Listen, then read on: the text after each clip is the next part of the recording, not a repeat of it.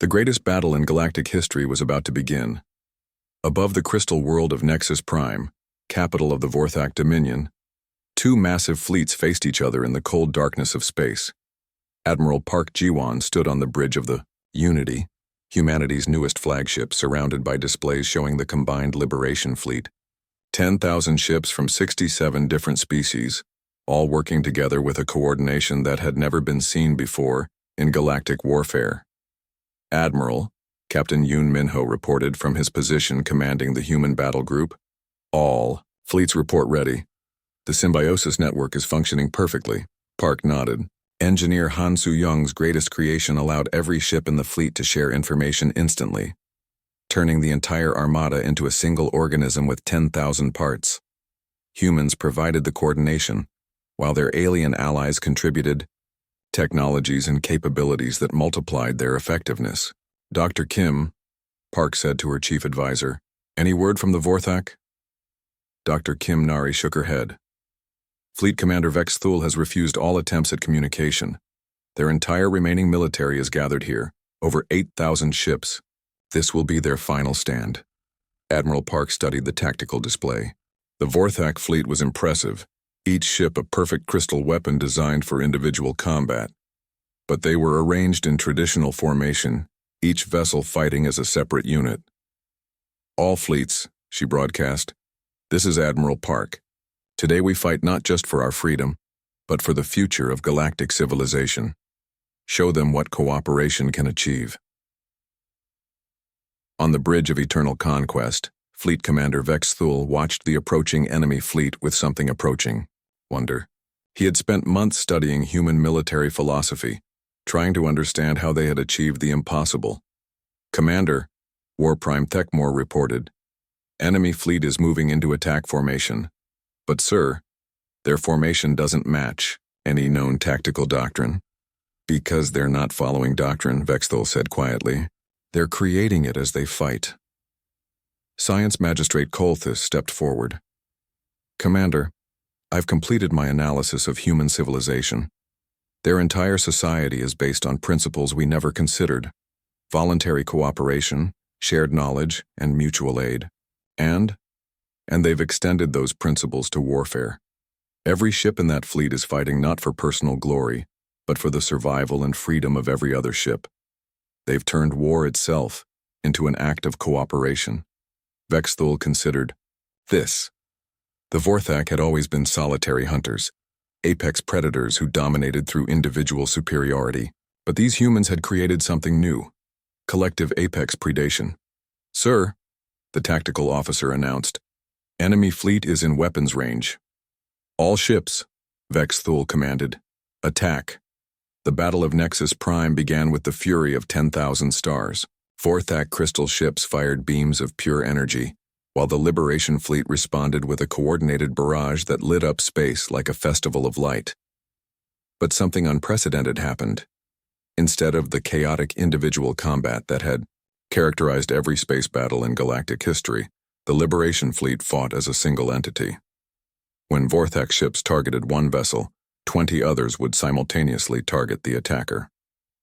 When energy beams damaged one ship, others would move to cover its retreat while it repaired. Captain Yoon Min-ho, commanding the human battle group, watched in amazement as Deltan engineers shared shield frequencies with Rigelian energy weapons specialists, while Centauri navigators coordinated attack vectors for species that had been enemies just years before. "Sir," his tactical officer reported, "the Vorthak are focusing fire on our command ships. They're trying to break our coordination."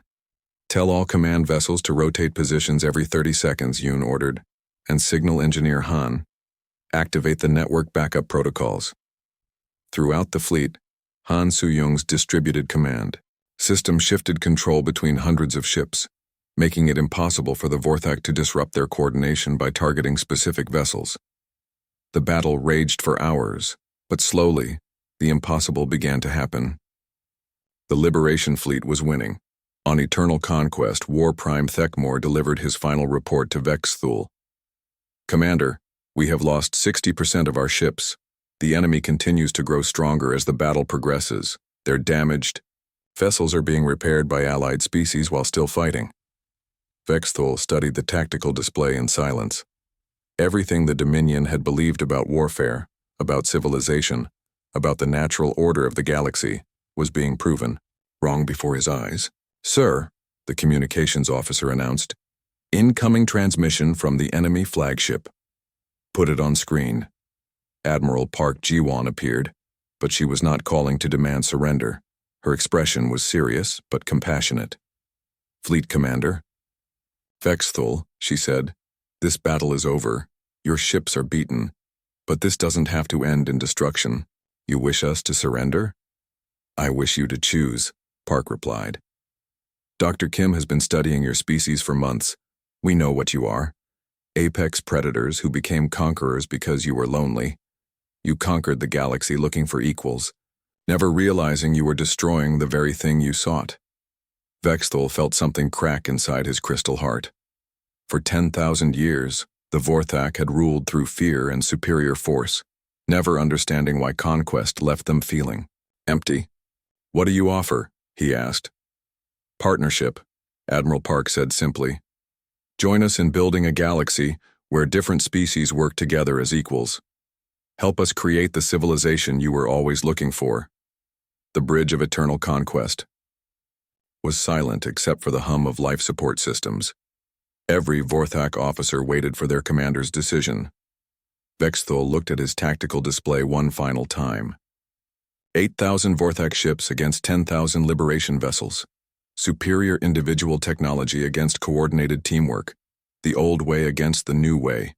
"All ships," he commanded, his voice carrying across the Vorthak fleet. "Cease fire." The greatest battle in galactic history ended not with destruction, but with choice.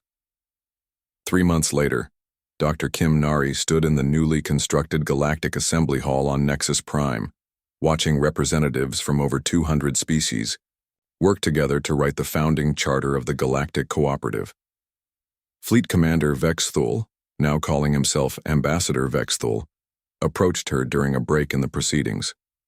"Dr. Kim, I have a question about human psychology." "Of course, Ambassador. How did your species learn to trust former enemies so quickly? We conquered and oppressed your allies for thousands of years, yet you accepted our surrender and offered us partnership." Dr. Kim smiled. "Because that's what humans do. We survive by turning enemies into friends.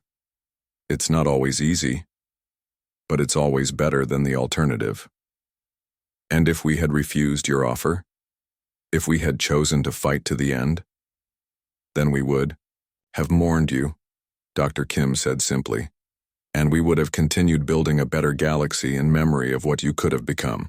Across the hall, Admiral Park Ji-won was deep in discussion with War Prime Thekmor, now called General Thekmor, about joint military exercises between human and Vorthak forces.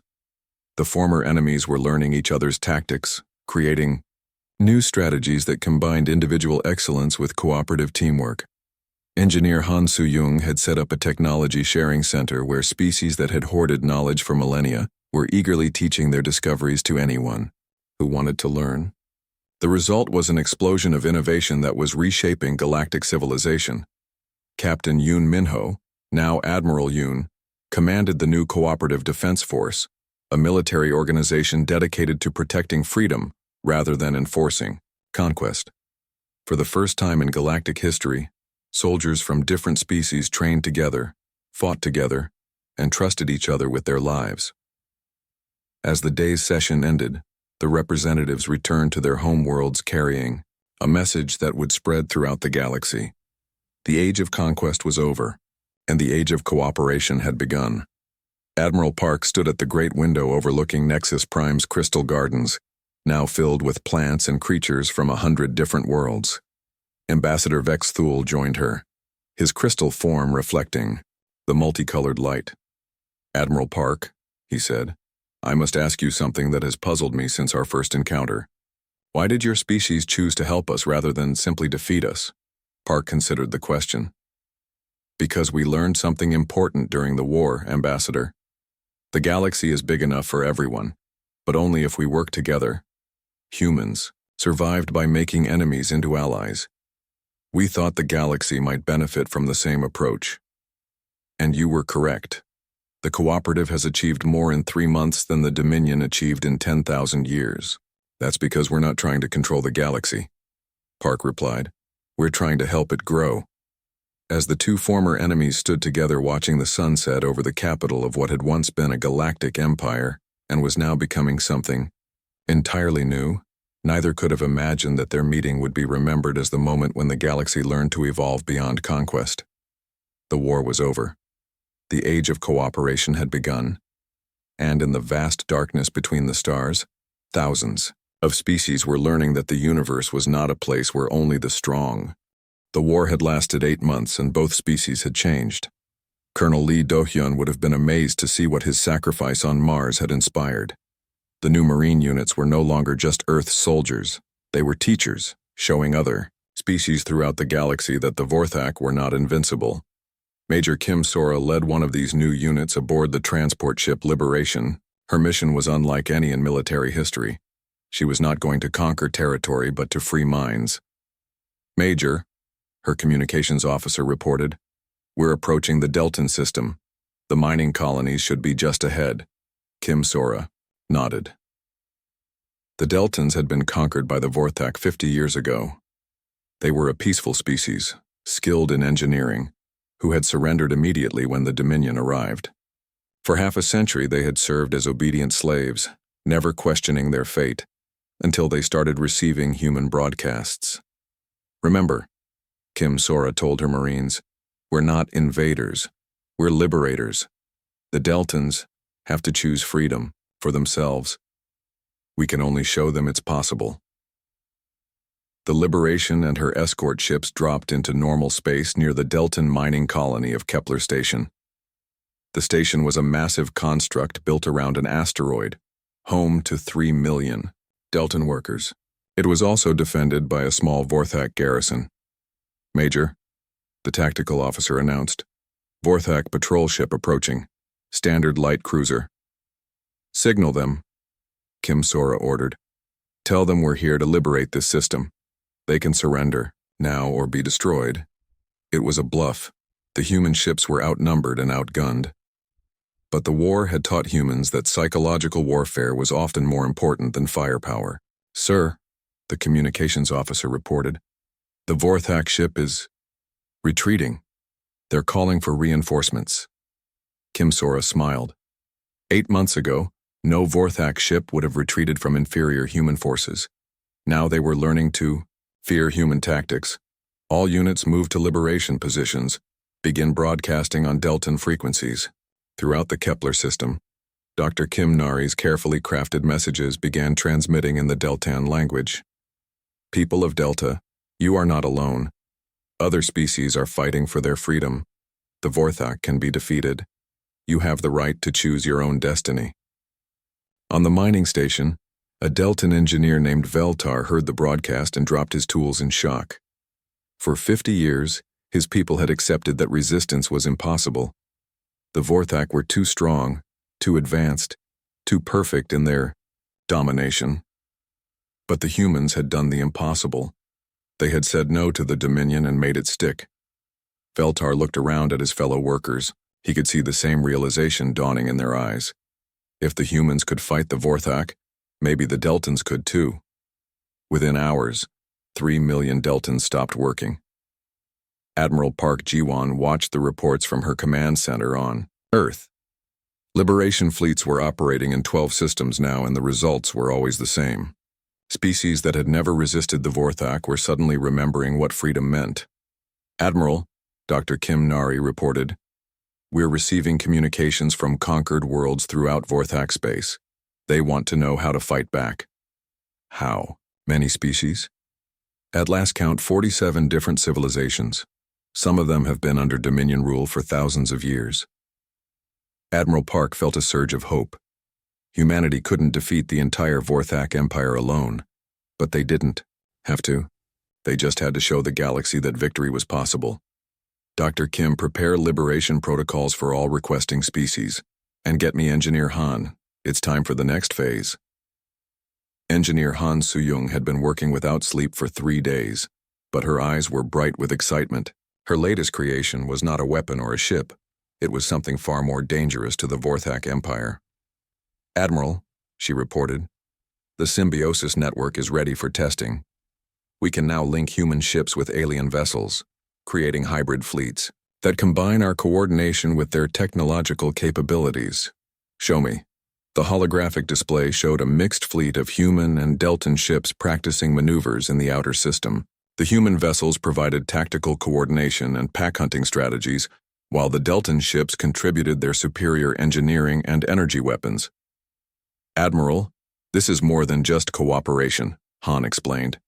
"The alien crews are learning to think like humans collectively as part of something larger than themselves, and the human crews are learning alien technologies and capabilities."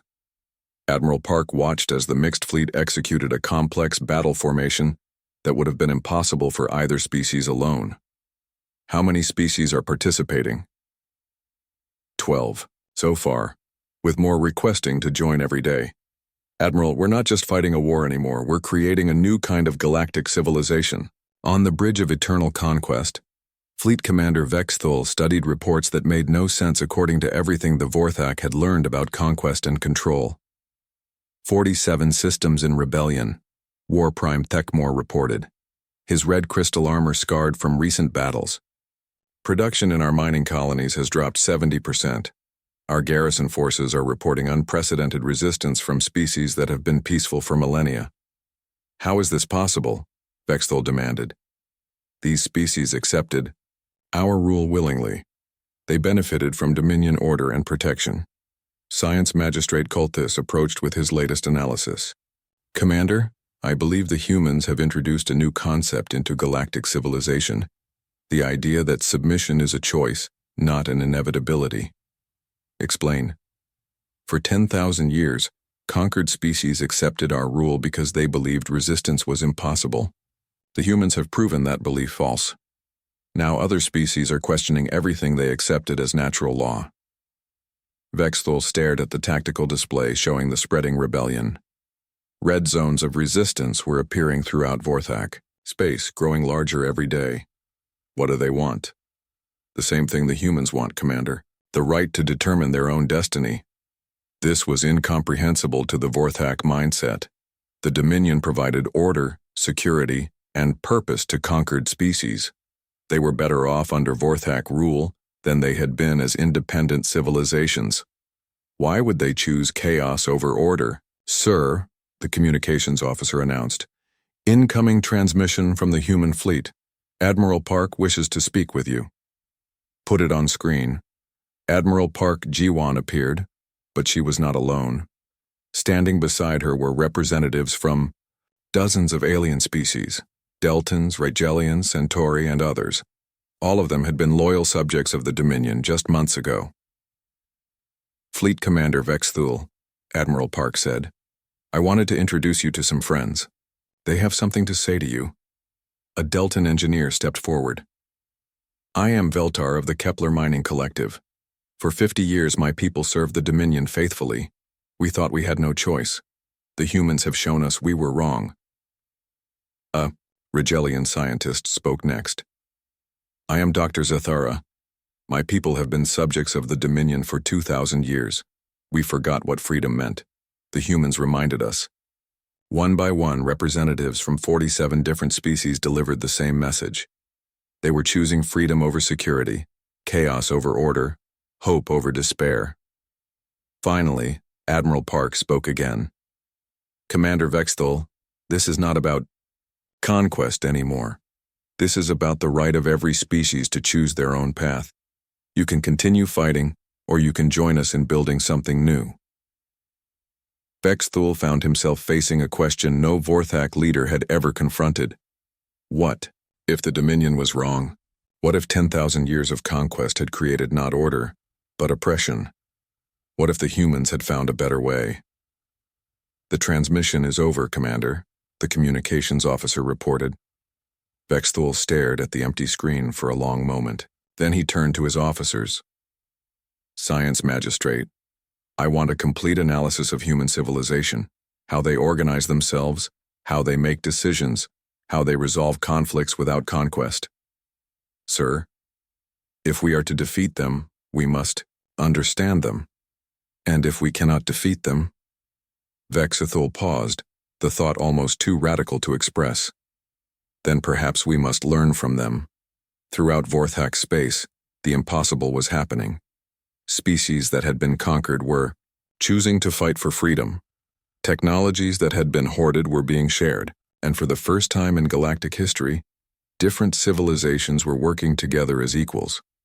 The war was evolving into something neither side had expected, not a battle for dominance, but a choice between two completely different ways of organizing galactic civilization. The final battle was approaching, but its outcome would determine not just who ruled the galaxy, but what kind of galaxy it would become.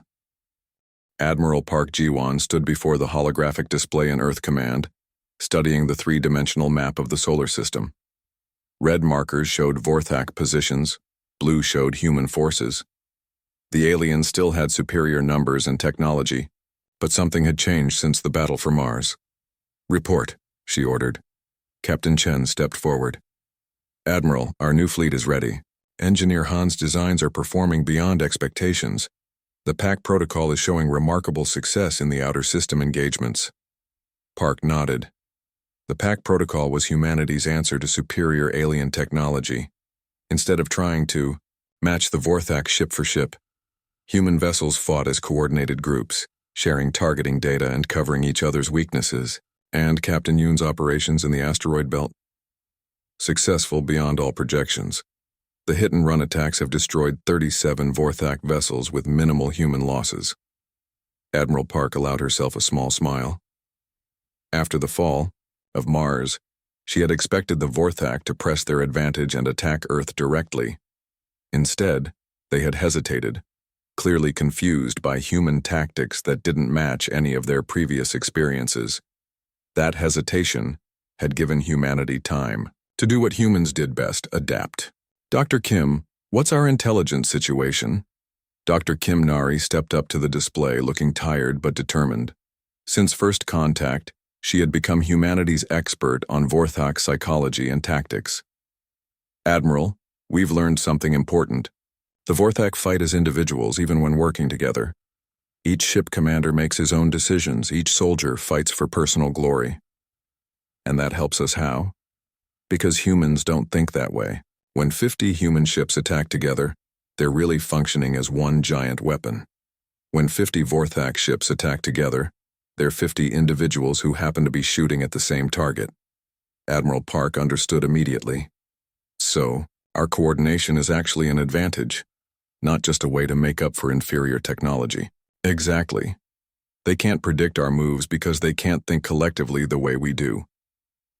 Across the solar system, Captain Yoon Minho was proving this theory correct.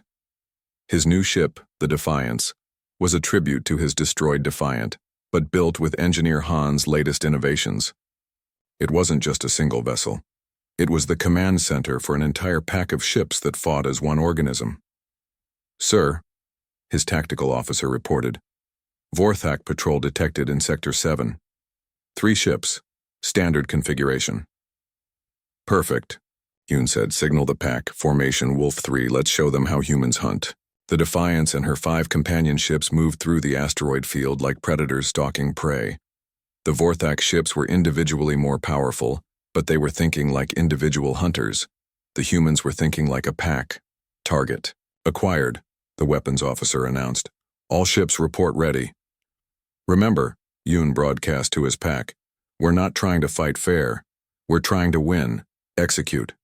6 human ships attacked the 3 Vorthak vessels from different angles, simultaneously. The aliens found themselves facing coordinated fire from multiple directions, while trying to navigate through a maze of asteroids that the humans knew perfectly. Within minutes, all 3 Vorthak ships were debris. "Pack leader to all ships," Yoon announced. "Clean kill, no casualties. Return to base and prepare for the next hunt." It was the 15th successful ambush in 2 weeks. The Vorthak fleet was learning to fear the asteroid belt, where human ships could appear from nowhere, strike with devastating effectiveness, and vanish before reinforcements could arrive. On the bridge of eternal conquest, War Prime Thekmor stood before Fleet Commander Vexthul with his report. The red crystal of his armor was cracked from recent battles, and his usual confidence was missing.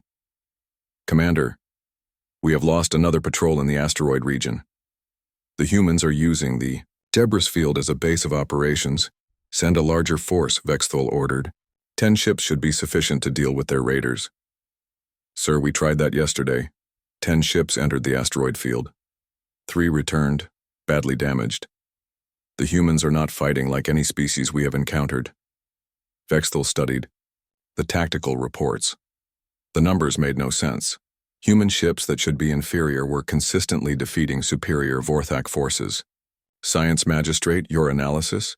Kolthis approached, his blue crystal form flickering with data streams. "Commander, I believe we have fundamentally misunderstood human capabilities. They are not fighting as individuals seeking victory. They are fighting as a collective organism seeking survival." "Explain." "When a Vorthak warrior dies, he dies alone, seeking personal glory. When a human dies, his death serves the survival of his entire species. Every human ship that attacks us is gathering information that will make the next attack more effective. Every human soldier that falls is teaching his replacement how to fight us better." Vexthul considered this. "You're saying they learn from defeat?" "I'm saying they don't see defeat and victory the way we do, Commander. To them, any engagement that teaches them something is a victory, even if they lose ships. They're not trying to win battles. They're trying to learn how to win the war." This was a disturbing concept.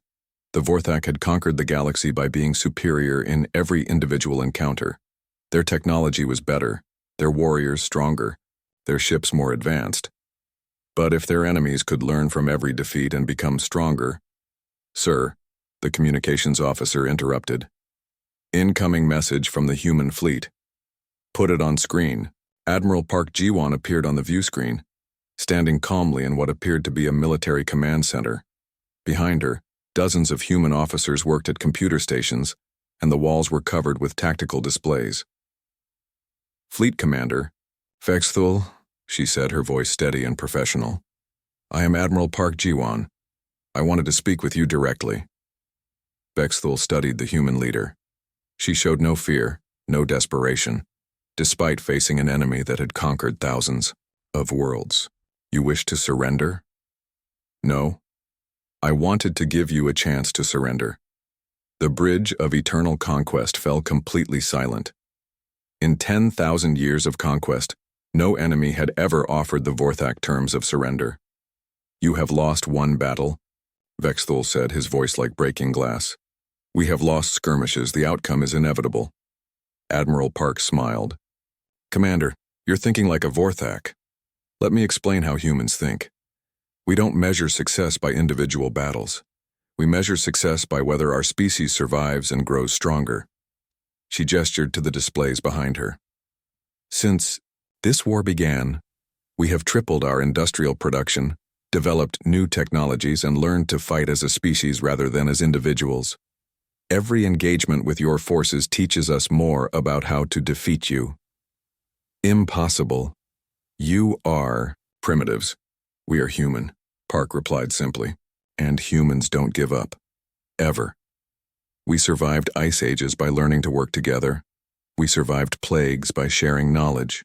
We survived world wars by choosing cooperation over conquest. And we will survive you by doing what we do best: adapting." The Deshidi transmission ended, leaving Vexthul staring at an empty screen. "Commander," Kolthis said quietly, "there is something else. Our intelligence suggests that other conquered species are beginning to monitor human broadcasts. Some are even asking questions about why they never fought back against us. This was the nightmare scenario. The Vorthak Empire was built on the assumption that conquest was inevitable, that superior force would always triumph over inferior force. But if the humans could prove that resistance was possible— "Double the patrols," Vexthul ordered. "No more small engagements. If the humans want a war, we will give them the full power of the Dominion." But even as he gave the orders, Vexthul couldn't shake the feeling that something fundamental had changed. The humans weren't just fighting, they were teaching. Teaching themselves, and possibly teaching the galaxy, that the Vorthak could be beaten. In the asteroid belt, Captain Yoon Minho received new orders from Earth Command. The hit-and-run phase was ending. Admiral Park was preparing for the next stage of human strategy, proving that even the Vorthak's greatest weapons could be defeated by human teamwork. "Sir," his communications officer reported, "War Prime Thekmore's personal flagship is approaching with an escort of 50 ships. They're coming straight for us." Yoon smiled. "Signal the pack, all units. Today we teach the Vorthak why humans are the most dangerous predators in the galaxy." The greatest space battle in human history was about to begin, and for the first time since the war started, the humans were confident they could win. Colonel Lee Do-hyun crouched in the red dust of Mars, watching through his scope as Vorthak troop transports landed like crystal meteors across the Martian plains. The colony had 3,000 Marine defenders against 50,000 alien invaders. By every military calculation he had ever learned, this was hopeless. "Sir?" Sergeant Park whispered beside him. "Orders from Earth Command. We're to hold as long as possible to buy time for the fleet." Lee Do-hyun smiled grimly. "Then we hold. Pass the word. Every tunnel, every cave, every building. Make them pay for every meter." Mars Colony had been humanity's first major settlement, beyond Earth. Built into the canyon systems and underground caverns, it was a maze of tunnels and chambers that the colonists knew like their own homes. The Vorthak were about to learn why humans had survived every hostile environment their planet could throw at them. The first Vorthak assault came at dawn. Tall crystal beings in powered armor advanced across the open ground, their weapons firing bolts of pure energy that could melt through steel. They expected the humans to meet them in open battle, soldier against soldier. Instead, the Marines had vanished. The Vorthak entered an empty colony, their commanders puzzled by the lack of resistance. Then the ground exploded under their feet. "Now," Lee Do-hyun shouted into his communicator.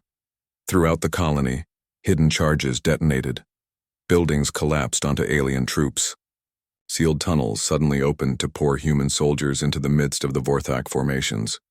What should have been a simple occupation became a nightmare of urban warfare. The Marines had learned their tactics fighting in Earth's most hostile environments. They used the colony's life support systems as weapons, venting atmosphere to freeze alien troops. They rigged the mining equipment to create avalanches. They turned every piece of human technology into a trap. War Prime Thekmore led the assault personally, his red crystal armor crackling with energy. He had conquered hundreds of worlds, but he had never fought an enemy that wouldn't stand and fight properly. "Where are they?" he demanded as another group of his warriors fell to hidden explosives. "Why won't they face us in honorable combat?" His aide, a younger Vorthak named Zethka, consulted his tactical display. "Sir, our sensors show them moving through service tunnels and maintenance shafts. They appear to be everywhere and nowhere." "Then seal the tunnels. Flood them with energy blasts." "Sir, we tried. They've rigged the tunnel systems with their own explosives. When we seal one entrance, they open 3 more. And sir, they're using our own tactics against us." Thekmore stopped. "What do you mean?" "They've been listening to our communications, learning our attack patterns. Every time we change strategy, they adapt within minutes.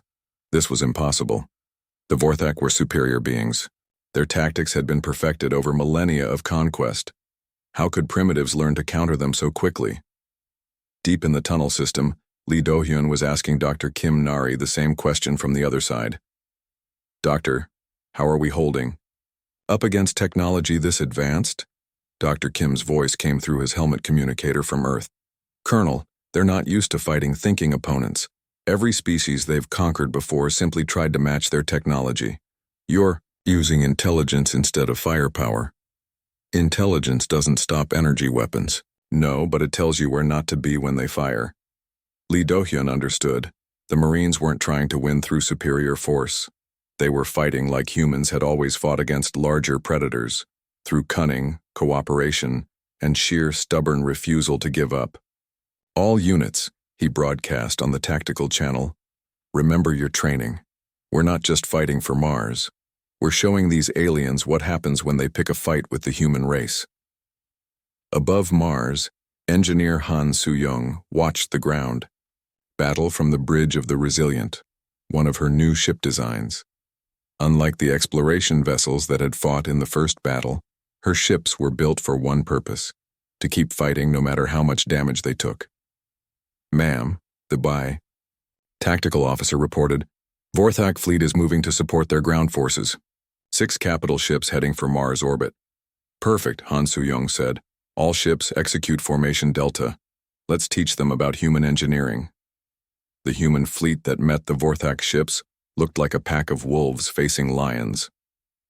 The alien vessels were larger, more powerful, and clearly superior in every technical specification. But Han Soo-young had learned something from the first battle. It wasn't the ship that mattered, it was how you used it.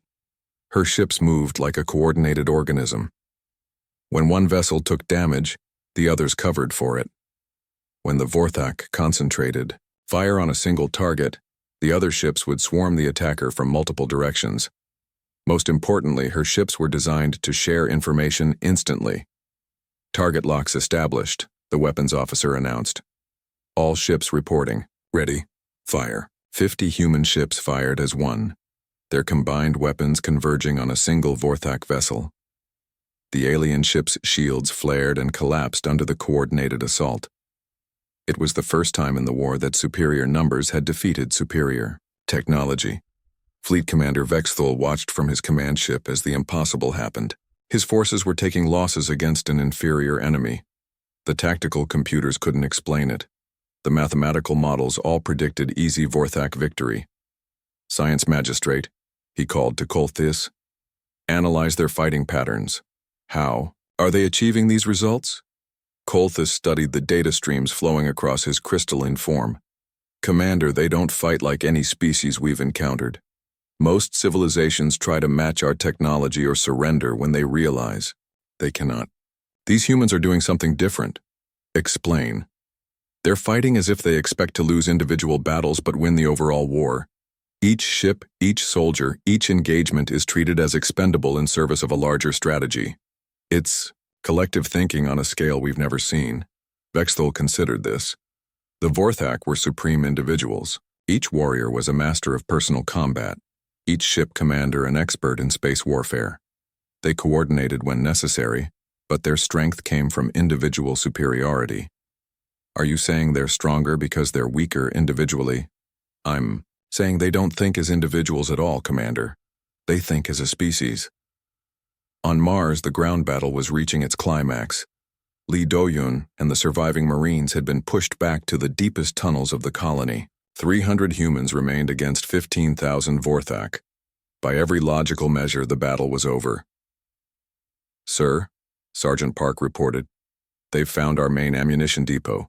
We have maybe an hour of fighting left."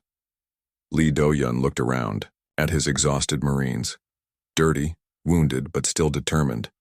They had held impossible positions for 3 days. They had cost the enemy 35,000 casualties. But the end was coming. "All right, people, gather round." The Marines formed a circle in the dim emergency lighting. "We always knew this was a one-way mission, but look what we've accomplished. We've shown the galaxy that humans don't give up. We've proven that the Vorthak can bleed." He activated his communicator, broadcasting on all frequencies so the aliens would hear too. "This is Colonel Lee Do-hyun of the Mars Defense Force. We are the last free humans on this world. We will not surrender. We will not retreat. We will fight until the last Marine falls. And when we're gone, remember what happened here. Remember that 3,000 humans held 50,000 aliens for 3 days. Remember that we made them pay for every victory." War Prime. Thekmor heard the transmission and felt something he had never experienced before. These humans faced certain death with the same calm they had shown facing certain defeat. They weren't fighting for glory or conquest. They were fighting because it was who they were. The final assault began at midnight Mars time. The last human, Marines made their stand in the deepest chamber of the colony, surrounded by 10,000 Vorthak warriors. They fought with rifles until the ammunition ran out, then with knives and bare hands. Colonel Lee Do-yun fell with a Vorthak energy blade. through his chest, but not before taking 3 aliens with him. Sergeant Park detonated the final explosive charges, bringing down half the tunnel system. The last Marine transmitted a single message before the end. Earth, this is Mars. Mission accomplished. Make them remember. When the silence finally fell, War Prime Thekmor walked through the ruins of the human position. 300 defenders had cost him 20,000 warriors. It was the most costly victory in Vorthak history, but as he looked at the bodies of the human defenders, Thekmor realized something that would change the course of the war. These humans had not fought for conquest or survival. They had fought for something the Vorthak had never understood: each other. On the bridge of eternal conquest, Fleet Commander Vex Thul received the casualty reports in stunned silence. 50,000 Vorthak to take one colony defended by 3,000 humans. The mathematics made no sense. Commander, Kolthis reported quietly, I'm detecting unusual energy readings from Earth itself. Their industrial production has increased by 300% since the war began. They're building more ships, more weapons, more everything. Commander, they're not just fighting us, they're learning from us, getting stronger. Vex Thul. Captain Yoon Minho was drinking his morning coffee when the alarm klaxon started screaming throughout the UES Defiant. He set down his cup and rushed to the bridge, his mind already processing the possibilities. Deep space exploration ships, like his, rarely encountered anything that would trigger a full alert. Report, he called out as he took his command chair. Sir, long-range sensors have detected massive energy signatures entering the outer system, Lieutenant Kim reported from the sensor station. 200 vessels minimum, each one larger than our biggest dreadnought. Yoon Minho felt his stomach drop. Humanity had always wondered if they were alone in the universe. Now they had their answer, and it didn't look friendly. Get me Admiral Park immediately. The main screen flickered to life, showing the command center back on Earth. Admiral Park. Jiwon appeared, her expression grim but composed. Behind her, Yoon Minho could see dozens of officers working frantically at their stations. Captain Yoon, Admiral Park said, I assume you've detected our visitors. 200 ships, Admiral. Whatever they are, they're not from around here. Dr. Kim Nari is working on communication protocols. We should have first contact procedures ready within the hour. Dr. Kim Nari stepped into view beside the Admiral. She looked exhausted but excited. Captain, we've been monitoring their broadcasts. They're definitely trying to communicate with us. I'm running their signals through every language program we have. Any luck? Some. Their mathematics are similar to ours, which helps. But, Captain... Dr. Kim paused, looking troubled. The tone of their communications. It doesn't sound like they're here for a friendly chat. Admiral Park nodded grimly. Captain, I'm ordering all ships to fall back to defensive positions around Earth and Mars. We don't know what we're dealing with yet, but I want our people protected. Understood, Admiral. The Defiant is moving to intercept course now. As his ship changed direction, Yoon Minho studied the sensor readings. The alien vessels were unlike anything in human imagination. They seemed to be made of some kind of crystal material that reflected energy in strange ways. Each ship was several kilometers long, moving in perfect formation through space. Captain, Dr. Kim's voice came over the communication system. I think I've got it. They're using a complex mathematical language. Give me another few minutes and I should be able to translate. Work fast, Doctor. They're approaching the outer planets. Yoon Minho watched as the alien fleet spread out through the solar system. Their movements were precise and coordinated. This wasn't exploration. It was a military formation preparing for conquest. Captain, incoming transmission from the alien fleet, the communications officer reported. Put it on screen. The view screen showed a being unlike anything humans had ever imagined. Tall and angular, made of what looked like living blue crystal, with eyes that glowed with electric energy. When it spoke, its voice was like breaking glass. Dr. Kim's voice came through the translation system. I am Fleet Commander Vex Thul of the Vorthak Dominion.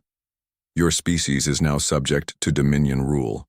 Cease all military activities and prepare for integration into our empire. You have 1 hour to comply, or your world will be destroyed. Silence filled the bridge of the Defiant. Every human officer stared at the screen in shock. After decades of wondering about first contact with alien life, this was not what they had hoped for.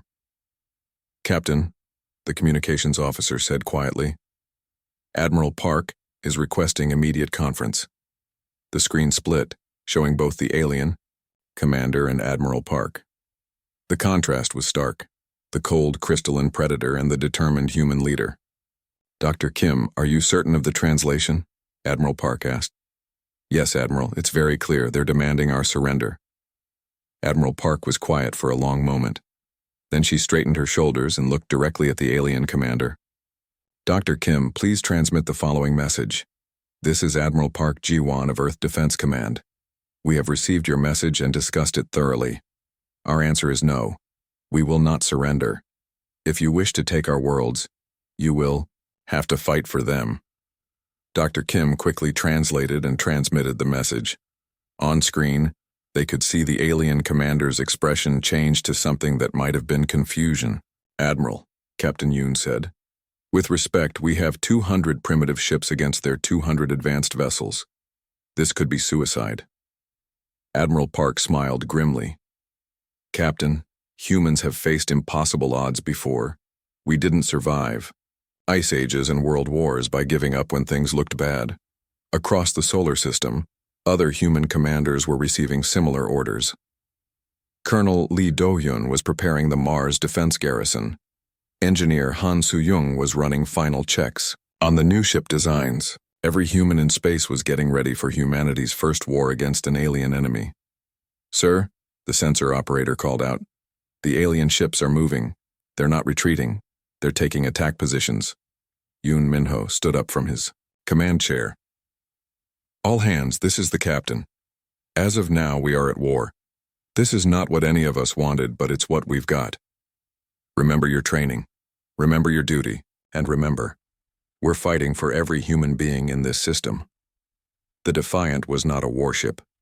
She was an exploration vessel, designed to carry scientists and diplomats to the stars.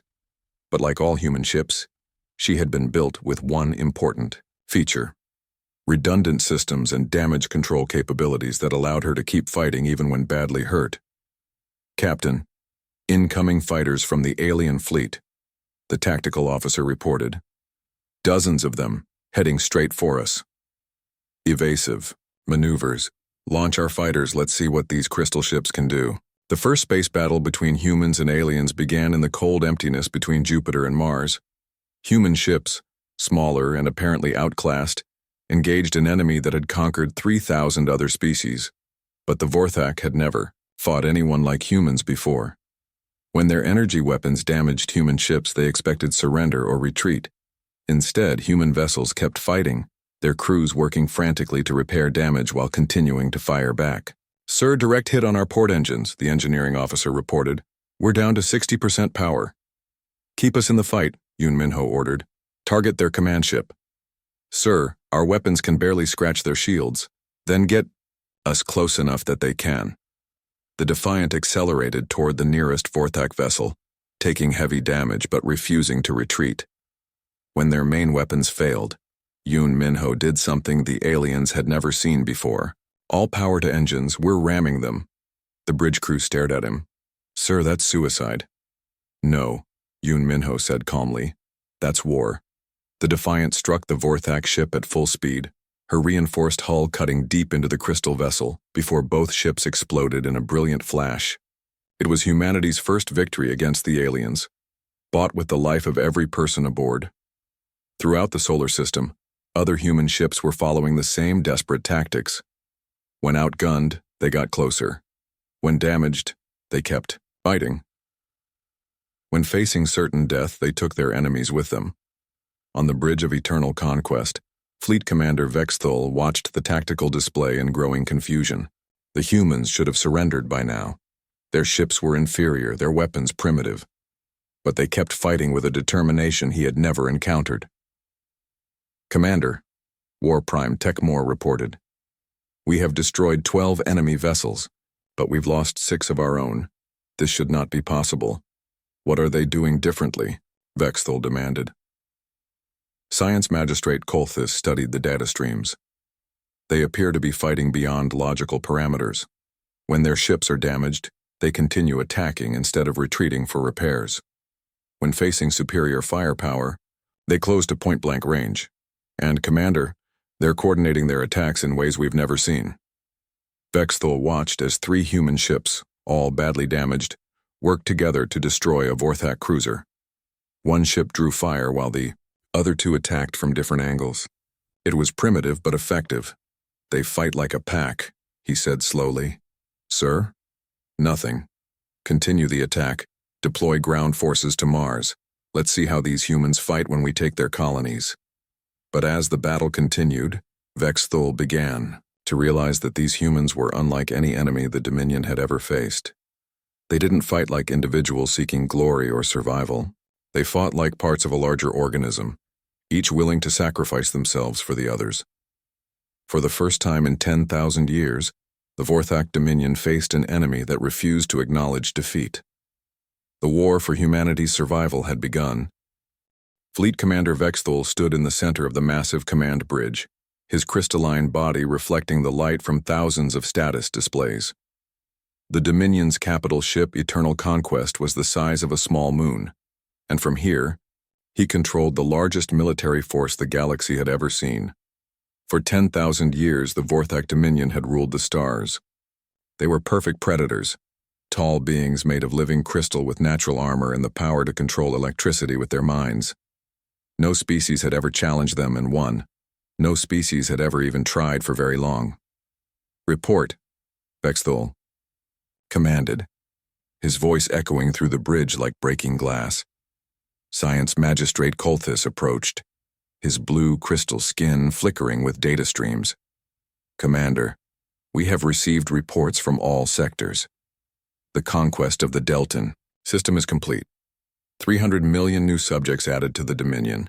The mining operations on Rigel 7 exceeded expectations by 40%.